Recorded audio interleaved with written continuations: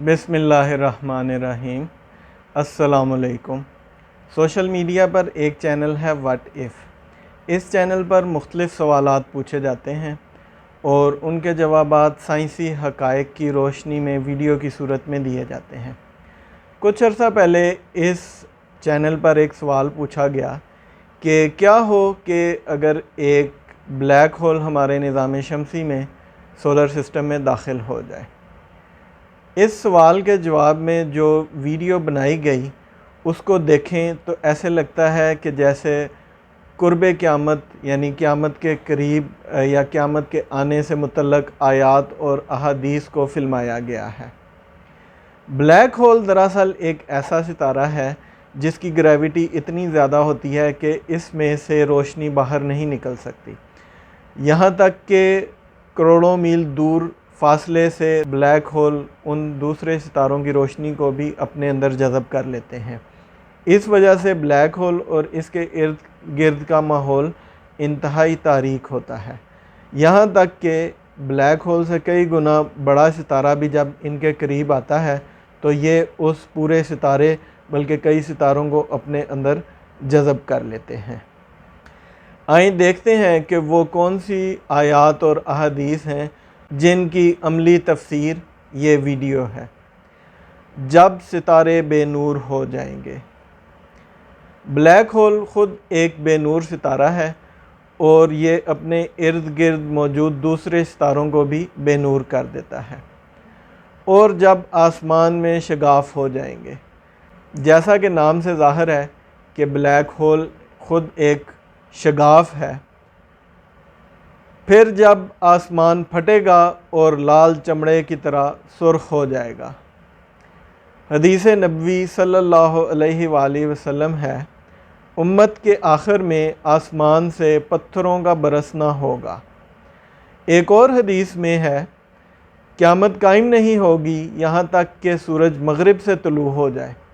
جب وہ مغرب سے طلوع ہوگا تو سب لوگ ایمان لے آئیں گے، لیکن اس وقت کسی کو ایمان لانا فائدہ نہ دے گا جو پہلے سے ایمان نہ لایا ہو یا اس نے اپنے ایمان میں نیک کام نہ کیے ہوں۔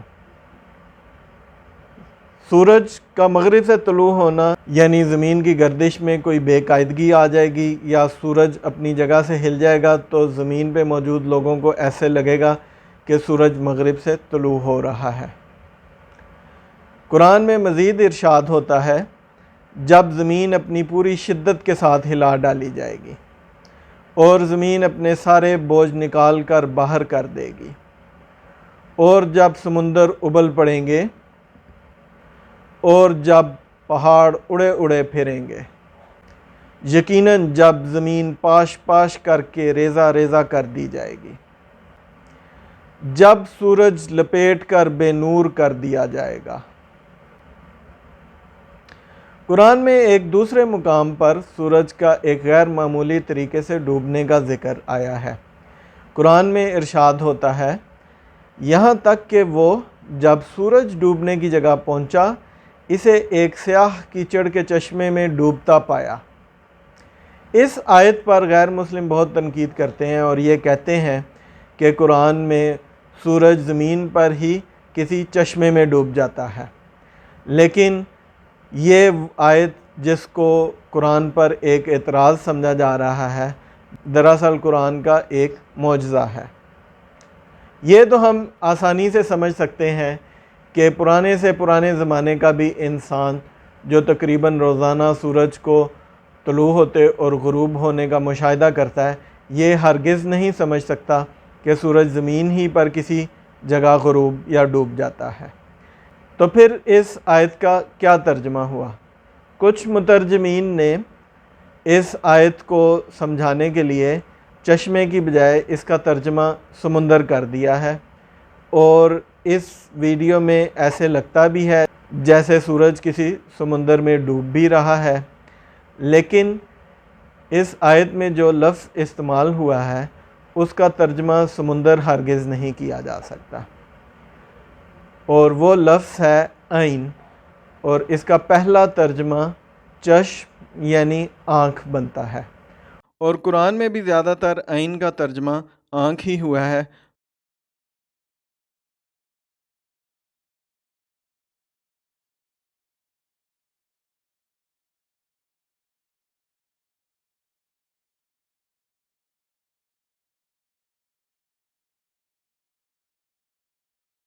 اور جو الفاظ یہاں پر استعمال ہوئے ہیں وہ ہیں عین حمیہ۔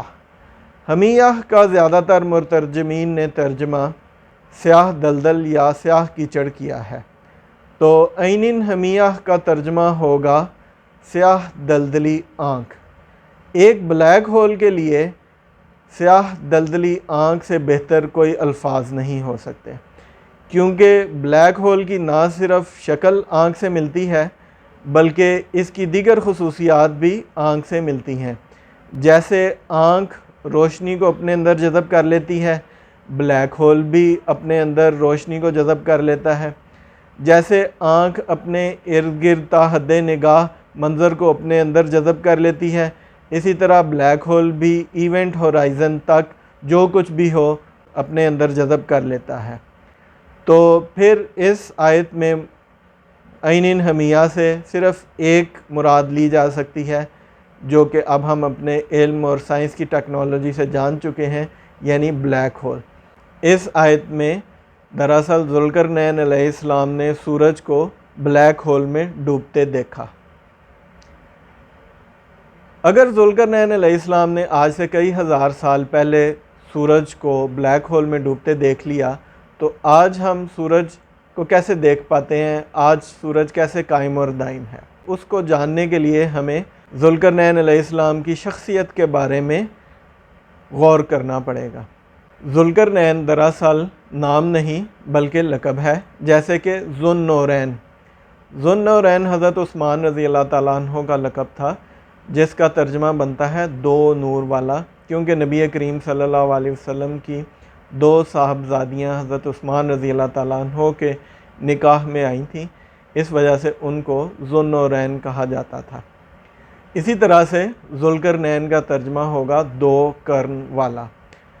تو قرن سے کیا مراد ہے؟ قرن کا پہلا ترجمہ ہے زمانہ، اس روح سے ذوالقرنین کا ترجمہ ہوگا دو زمانوں والا۔ یاد رہے کہ عربی میں دو ہی زمانے ہوتے ہیں، ماضی اور مضارع، اور مضارع کا مطلب ہے مستقبل۔ اب ہم آیات پر غور کرتے ہیں۔ آیات کا ترجمہ ہے، آپ سے ذوالقرنین علیہ السلام کا حال پوچھتے ہیں، کہہ دو کہ اب میں تمہیں اس کا حال سناتا ہوں۔ ہم نے اسے زمین میں قابو عطا فرمایا اور ہر چیز کا سامان عطا فرمایا، تو وہ ایک سامان کے پیچھے چلا، یہاں تک کہ جب سورج ڈوبنے کی جگہ پہنچا اسے ایک سیاہ کیچڑ کے چشمے یعنی سیاہ دلدلی آنکھ میں ڈوبتا پایا، اور وہاں ایک قوم ملی۔ ہم نے فرمایا، اے ذوالقرنین، یا تو انہیں عذاب دے یا ان کے ساتھ بھلائی اختیار کر۔ مفسرین میں حضرت ذوالقرنین علیہ السلام کے بارے میں مختلف آراء ہیں۔ ایک رائے ہے کہ ذوالقرنین علیہ السلام فرشتہ تھے، لیکن ابھی ہم نے آیت میں دیکھا کہ ان کو تو دیگر اقوام پر بھی عذاب اور بھلائی کا اختیار عطا فرمایا تھا، جبکہ فرشتوں کو تو ان کی اپنی ذات پر بھی اختیار نہیں ہوتا، اس لیے ذوالقرنین علیہ السلام فرشتہ تو اس روح سے نہیں ہو سکتے۔ کچھ مفسرین ان کو بادشاہ قرار دیتے ہیں، لیکن ہم نے ابھی آیت میں دیکھا کہ اللہ تعالیٰ نے حضرت ذوالقرنین علیہ السلام سے ایک بات کی، اور پھر حضرت ذوالقرنین علیہ السلام نے بھی اللہ تعالیٰ سے بات کی۔ ظاہر ہے کہ اللہ تعالیٰ سے ہم کلام ہونے کا شرف تو انبیاء میں سے بھی چند انبیاء ہی کو ملا ہے۔ تو اس روح سے حضرت ذوالقرنین علیہ السلام یقیناً ایک نبی ہیں۔ تو اب وہ کون سے نبی ہیں جنہوں نے قیامت کے حالات کا مشاہدہ بھی فرمایا، اور اللہ تعالیٰ نے ان کو لوگوں پر عذاب اور بھلائی کا اختیار بھی عطا فرمایا؟ یہ آیات یا ذوالقرنین کا لقب یعنی دو زمانوں والا کسی اور کے لیے نہیں، بلکہ ہمارے پیارے سرکار دو عالم نبی آخر الزماں رحمۃ للعالمین حضرت محمد مصطفیٰ صلی اللہ علیہ وآلہ وسلم کے لیے ہے۔ اور وہ کیسے؟ کیونکہ ذوالقرنین علیہ السلام کے مختلف سفر اور نبی کریم صلی اللہ علیہ وسلم کا سفر معراج میں اتنی مماثلت پائی جاتی ہے کہ ہم کوئی کسی اور کے بارے میں سوچ بھی نہیں سکتے، کیونکہ تمام آیات کی تعبیر ہمیں نبی کریم صلی اللہ علیہ وسلم کے مختلف سفر معراج میں پوری ہوتی نظر آتی ہے۔ نبی کریم صلی اللہ علیہ وسلم کا سفر معراج پر سورج کو بلیک ہول میں ڈوبتے دیکھنا، یعنی قیامت قائم ہوتے دیکھنا، اور پھر اس کا اتنے واضح الفاظ میں قرآن مجید میں اس واقعے کا موجود ہونا معراج شریف جیسے بڑے معجزے کا سب سے بڑا ثبوت ہے۔ یہ مستقبل کا سفر تھا جو نبی کریم صلی اللہ علیہ وسلم نے فرمایا، اور جس میں مستقبل کے چیدہ چیدہ حالات کا بھی مشاہدہ فرمایا، جو کہ احادیث مبارکہ میں جن کا بیان ہوا۔ مثال کے طور پہ نبی کریم صلی اللہ علیہ وسلم کی اس دنیا سے چلے جانے کے بعد جھوٹے نبیوں کا ظہور، روم اور ایران کی فتح، خلافت راشدہ کا 30 سال تک قائم رہنا، اور اس کے بعد ملوکیت کے بعد قسطنطنیہ کی فتح، جابر حکمران، قرب قیامت کی نشانیاں جس میں عرب میں بلند عمارتوں کی تعمیر، مکہ میں عمارتوں کا پہاڑوں سے بلند ہو جانا، مکہ میں پہاڑوں اور زمین میں سرنگوں کا کھودنا، مکہ میں زیر زمین پانی کا نظام، تسمے کے ذریعے گھر کی خبر کا معلوم ہونا، ڈش کے ذریعے مواصلات ہونا، مختلف جنگیں جو قرب قیامت سے پہلے ہوں گی، حضرت عیسیٰ علیہ السلام، دجال، یاجوج اور ماجوج، یہ سب اسی مستقبل کے سفر کا احوال معلوم ہوتی ہیں۔ نبی کریم صلی اللہ علیہ وسلم کے صحابہ کرام رضوان اللہ تعالی علیہم اجمعین کی تلواروں کے ذریعے ظالم پر عذاب اور ایمان لانے والوں کے ساتھ آسانی کا معاملہ کرنا، انہی عذاب یا بھلائی کے اختیارات کی تعبیر معلوم ہوتا ہے۔ اس کے علاوہ اس کی تائید اس سے بھی ہو جاتی ہے کہ سورہ کہف کا نمبر ہے 18، اور اس سے پچھلی سورہ اسراء ہے جس کا نمبر 17 بنتا ہے، اور سورہ اسراء اصل میں اسراء والمعراج یعنی معراج ہی کے اوپر اس کا نام ہے۔ اس کا دوسرا نام بنی اسرائیل ہے۔ اس صورت میں نبی کریم صلی اللہ علیہ وسلم کے سفر معراج کا اجمالی بیان ہوا ہے۔ معلوم ہوتا ہے کہ معراج کے سفر کا تفصیلی بیان سورہ الکہف میں ہے۔ اگلے سفر کے بارے میں قرآن میں آتا ہے، پھر ایک سامان کے پیچھے چلا، یہاں تک کہ جب سورج نکلنے کی جگہ پہنچا، اسے ایسی قوم پر نکلتا پایا جن کے لیے ہم نے سورج سے کوئی آڑ نہیں رکھی تھی۔ سورج نکلنے کی جگہ یعنی وقت کی ابتدا، جہاں انسانیت کا سورج طلوع ہو رہا تھا۔ سورج سے کوئی آڑ نہیں رکھی تھی، یعنی گھر یا کپڑے بنانا بھی نہیں سیکھا تھا۔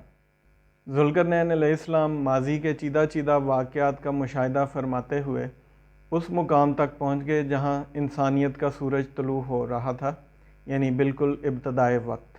نبی کریم صلی اللہ علیہ وسلم کا سفر معراج پر سابقہ انبیاء کو دیکھنا اور سابقہ اقوام کی تفصیلات اسی سفر کا احوال معلوم ہوتی ہیں۔ ابن عباس رضی اللہ تعالیٰ عنہ بیان کرتے ہیں، ہم نے رسول اللہ صلی اللہ علیہ وسلم کے ساتھ مکہ اور مدینہ کے درمیان سفر کیا۔ ہم ایک وادی سے گزرے تو آپ صلی اللہ علیہ وسلم نے فرمایا، یہ کون سی وادی ہے؟ انہوں نے عرض کیا، وادی ازرق ہے۔ آپ صلی اللہ علیہ وسلم نے فرمایا، گویا میں موسیٰ علیہ السلام کو دیکھ رہا ہوں۔ آپ نے ان کے رنگ اور ان کے بالوں کے متعلق کچھ بتایا، اور بتایا کہ وہ اپنی دونوں انگلیاں اپنے کانوں میں رکھے ہوئے تھے۔ وہ تلبیہ کے ذریعے اللہ تعالیٰ سے تضرع کرتے ہوئے اس وادی سے گزر رہے ہیں۔ راوی بیان کرتے ہیں، پھر ہم نے سفر کیا اور ہم گھاٹی پر پہنچے تو آپ صلی اللہ علیہ وسلم نے فرمایا، یہ کون سی گھاٹی ہے؟ انہوں نے عرض کیا، ہرشی یا لفت۔ فرمایا، گویا میں یونس علیہ السلام کو سرخ اونٹنی پر سوار دیکھ رہا ہوں۔ انہوں نے اونی جبہ پہن رکھا ہے اور ان کی اونٹنی کی مہار کھجور کی شاخوں سے بنی ہوئی ہے، اور وہ بھی تلبیہ کہتے ہوئے اس وادی سے گزر رہے ہیں۔ معراج کے موقع پر نبی کریم صلی اللہ علیہ وسلم نے حضرت موسیٰ علیہ السلام کو سرخ ٹیلے کے قریب نماز پڑھتے دیکھا جہاں ان کی قبر بھی ہے۔ ممکن ہے کہ ان انبیاء کو نبی کریم صلی اللہ علیہ وسلم نے ان مقامات پر بھی دیکھا ہو، اور جب حقیقت میں ان مقامات سے گزرے تو گویا وہ منظر ان کے سامنے آ گیا۔ تیسرے سفر کے بارے میں قرآن مجید میں آتا ہے، پھر ایک سامان کے پیچھے چلا، یہاں تک کہ جب دو پہاڑوں کے بیچ پہنچا، ان سے ادھر کچھ ایسے لوگ پائے کہ کوئی بات سمجھتے معلوم نہ ہوتے تھے۔ انہوں نے کہا، اے ذوالقرنین، بے شک یاجوج اور ماجوج زمین میں فساد مچاتے ہیں، تو کیا ہم آپ کے لیے کچھ معاوضہ مقرر کر دیں اس پر کہ آپ ہمیں اور ان کے درمیان ایک دیوار بنا دیں۔ یاجوج اور ماجوج کے بارے میں مختلف آراء بیان ہوتی ہیں۔ ان میں سے ایک رائے یہ بھی ہے کہ یاجوج اور ماجوج حضرت نوح علیہ السلام کے زمانے میں پائے جاتے تھے۔ نبی کریم صلی اللہ علیہ وسلم کا حضرت نوح اور ان کی قوم سے ملاقات کا اشارہ ایک حدیث میں ملتا ہے۔ حضرت ابو سعید خدری رضی اللہ تعالیٰ عنہ سے روایت ہے کہ حضور نبی کریم صلی اللہ علیہ وسلم نے فرمایا، جب حضرت نوح اور ان کی امت بارگاہ خداوندی میں حاضر ہوں گے تو اللہ تعالیٰ حضرت نوح علیہ السلام سے دریافت فرمائے گا، کیا آپ نے میرے احکام پہنچا دیے تھے؟ وہ جواب دیں گے، ہاں اے میرے رب۔ پھر ان کی امت سے فرمائے گا، کیا نوح نے تم تک میرے احکام پہنچا دیے تھے؟ وہ جواب دیں گے، نہیں، بلکہ ہمارے پاس تو کوئی بھی نبی نہیں آیا۔ اللہ تعالیٰ حضرت نوح سے فرمائے گا، کیا تمہاری گواہی دینے والا کوئی ہے؟ وہ عرض کریں گے، حضرت محمد صلی اللہ علیہ وسلم اور ان کی امت میری گواہ ہے۔ بس ہم یہ گواہی دیں گے کہ یقیناً حضرت نوح علیہ السلام نے احکامات پہنچا دیے تھے، اور یہی قرآن میں ارشاد باری تعالیٰ ہے، اور اے مسلمانوں اسی طرح ہم نے تمہیں بہترین امت بنایا تاکہ تم لوگوں پر گواہ بنو، اور ہمارا یہ برگزیدہ رسول صلی اللہ علیہ وآلہ وسلم تم پر گواہ ہوں۔ اور گواہی ظاہر ہے کہ عینی شاہدی کی قبول ہوتی ہے، اس لیے جس طرح نبی کریم صلی اللہ علیہ وسلم نے مستقبل کے احوال قیامت تک مشاہدہ فرمائے، اسی طرح نبی کریم صلی اللہ علیہ وسلم نے ماضی کے احوال بھی انسانیت کی ابتدا تک مشاہدہ فرمائے۔ اور ماضی کے احوال دیکھنا مستقبل کی نسبت زیادہ آسان ہے، کیونکہ ماضی تو ہم بھی دیکھ سکتے ہیں ریکارڈنگ کی صورت میں۔ اور یہ مشاہدہ یک طرفہ نہیں تھا، یعنی یہ نہیں تھا کہ نبی کریم صلی اللہ علیہ وسلم تو حضرت نوح علیہ السلام اور ان کی قوم کو دیکھ رہے ہیں، لیکن حضرت نوح علیہ السلام کو پتہ ہی نہیں۔ یہی وجہ ہے کہ جب ان کو گواہی کی ضرورت پیش آئی تو انہوں نے نبی کریم صلی اللہ علیہ وسلم اور ان کی امت کا نام لیا۔ ایک سوال یہاں یہ پیدا ہو سکتا ہے کہ امت محمدی اس بات کی گواہی کیسے دے گی؟ تو اس کا جواب یہ ہے کہ قرآن میں مذکور عین حمیہ یعنی سیاہ دلدلی آنکھ جو بلیک ہول کی بہترین تعبیر ہے، یہ سائنسی معجزہ جسے حال ہی میں ہم نے اپنی آنکھوں سے دیکھ کر عین الیقین حاصل کر لیا ہے، اس معجزے کا نبی کریم صلی اللہ علیہ وسلم کے سفر معراج کا ثبوت ہونے پر ہم گواہی دیتے ہیں کہ نبی کریم صلی اللہ علیہ وسلم سابقہ اقوام کے حال پر گواہ ہیں، اور پچھلے انبیاء نے اپنی اپنی اقوام کو اللہ کے احکامات پہنچا دیے تھے۔ اس کا ثبوت ایک اور حدیث سے بھی ملتا ہے۔ حضرت ابو سعید رضی اللہ تعالیٰ عنہ کا بیان ہے کہ حضور نبی اکرم صلی اللہ علیہ وسلم نے ارشاد فرمایا، قیامت کے دن کچھ نبی اس حال میں تشریف لائیں گے کہ ان کے ساتھ 2 آدمی ہوں گے، اور کچھ نبی تشریف لائیں گے کہ ان کے ساتھ 3 لوگ ہوں گے، اور کسی کے ساتھ اس سے زیادہ یا اس سے کم، اور اس نبی سے دریافت کیا جائے گا کہ کیا آپ نے اپنی قوم کو میرا پیغام پہنچا دیا تھا؟ وہ عرض کرے گا، جی ہاں۔ تو ان کی قوم کو طلب کیا جائے گا اور ان سے پوچھا جائے گا کہ کیا انہوں نے تمہیں میرا پیغام پہنچا دیا تھا؟ تو وہ قوم جواب دے گی، نہیں، اس نے ہمیں کوئی پیغام نہیں پہنچایا۔ اس نبی سے دریافت کیا جائے گا کہ تمہارے حق میں کون گواہی دیتا ہے؟ تو وہ جواب دے گا، محمد صلی اللہ علیہ وسلم اور ان کی امت۔ تو آپ صلی اللہ علیہ وسلم کی امت کو طلب کیا جائے گا اور ان سے دریافت کیا جائے گا کہ کیا اس نبی نے میرا پیغام پہنچایا تھا؟ امت محمدیہ جواب دے گی، جی ہاں۔ تو اللہ تعالیٰ فرمائے گا، تمہیں اس کا علم کیسے ہوا؟ امت محمدیہ عرض کرے گی، ہمارے نبی صلی اللہ علیہ وسلم نے ہمیں اس بات کی خبر دی تھی کہ تمام پیغمبروں نے اپنی اپنی قوم کو اللہ تبارک و تعالیٰ کا پیغام پہنچایا ہے، تو ہم نے آپ صلی اللہ علیہ وسلم کی تصدیق کی۔ نبی کریم صلی اللہ علیہ وسلم نے ارشاد فرمایا، یہی تمہارے لیے قرآن میں ارشاد باری تعالیٰ ہے، اور اے مسلمانوں اسی طرح ہم نے تمہیں بہتر امت بنایا تاکہ تم لوگوں پر گواہ بنو، اور ہمارا یہ برگزیدہ رسول حضرت محمد صلی اللہ علیہ وسلم تم پر گواہ ہوں۔ سورہ بقرہ کی آیت 143 کے علاوہ قرآن کی ایک آیت اس تمام معاملے پر تصدیق کی مہر ثبت کر دیتی ہے۔ پھر اس دن کیا حال ہوگا جب ہم ہر امت سے ایک گواہ لائیں گے، اور اے نبی کریم صلی اللہ علیہ وسلم ہم آپ کو ان سب پر گواہ لائیں گے۔ صدق اللہ العظیم۔ چینل کو فالو، سبسکرائب اور نوٹیفیکیشن آن کریں تاکہ اگلی ویڈیو اپلوڈ ہونے پر آپ جان سکیں۔ اگر آپ کا اس ویڈیو کے بارے میں کوئی سوال ہے یا کوئی بات پسند نہیں آئی تو کمنٹ کریں، اور اگر یہ ویڈیو آپ کو پسند آئی ہے تو اپنے فیملی، فرینڈز اور گروپس میں ضرور شیئر کریں۔ شکریہ۔